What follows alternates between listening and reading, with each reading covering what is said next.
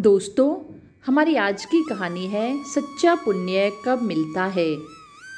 संत एकनाथ महाराष्ट्र के विख्यात संत थे। वह स्वभाव से अत्यंत सरल और परोपकारी थे। एक दिन उनके मन में विचार आया कि प्रयाग पहुंचकर त्रिवेणी में स्नान करें और फिर त्रिवेणी से पवित्र जल भरकर रामेश्वर में चढ़ाए।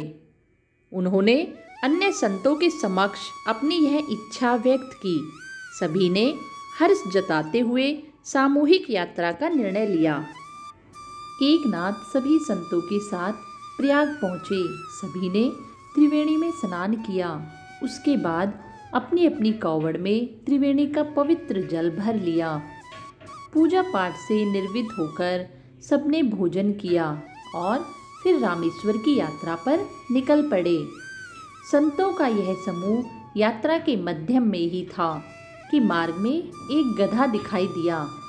वह प्यास से तड़प रहा था और चल भी नहीं पा रहा था। सभी संतों के मन में दया उपजी, लेकिन उनके कावड़ का जल तो रामेश्वर के निमित्त था, इसलिए सबने अपने मन को कड़ा कर लिया। किंतु एकनाथ से रहा नहीं गया।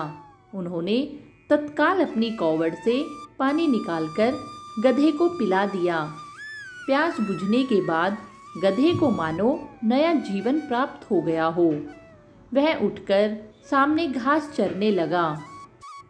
फिर सभी संतों ने एकनाथ से कहा, आप तो रामेश्वर जाकर तीर्थ जल चढ़ाने से वंचित हो गए। एकनाथ बोले, ईश्वर तो सभी जीवों में व्याप्त है। मैंने अपनी कावड़ से एक प्यासे जीव को पानी पिलाकर उसकी प्राण रक्षा की है। इसी से मुझे रामेश्वर जाने का पुण्य मिल गया।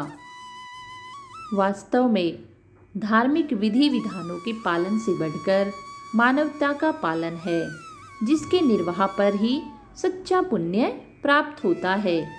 सभी धर्म ग्रंथों में परोपकार को श्रेष्ठ धर्म माना गया है। सही मायने में परोपकार से ही पुण्य फलित होता है।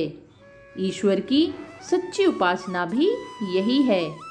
यही बात संत एकनाथ ने अपने आचरण से साबित की।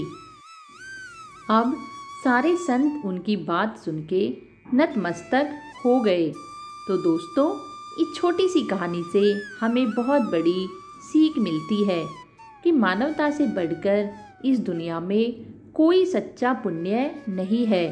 इसलिए जब भी कोई मनुष्य आपको विपत्ति में दिखाई दे तो उसकी सहायता अवश्य करे। यही आपके लिए सच्चा पुण्य होगा। हमारी आज की कहानी आपको यदि पसंद आए तो कृपया हमारे चैनल को लाइक एंड सब्सक्राइब अवश्य करें। धन्यवाद आप सभी का।